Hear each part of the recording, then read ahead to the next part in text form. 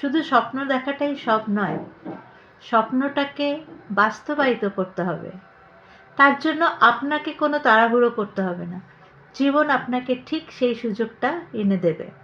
একটু ধৈর্য ধরতে হবে আপনাকে, ঠিক আপনি সেই সুযোগটা পাবেন আপনার স্বপ্ন পূরণ করার।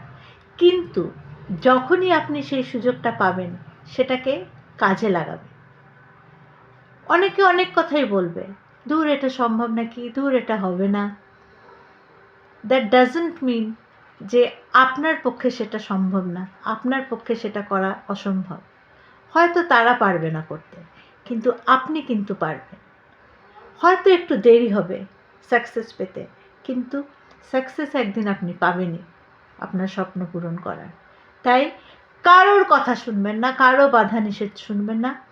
সুযোগ আপনি একবারই পেয়েছেন, সেটাকে কাজে লাগান। Best of luck. জয় শ্রীরাম।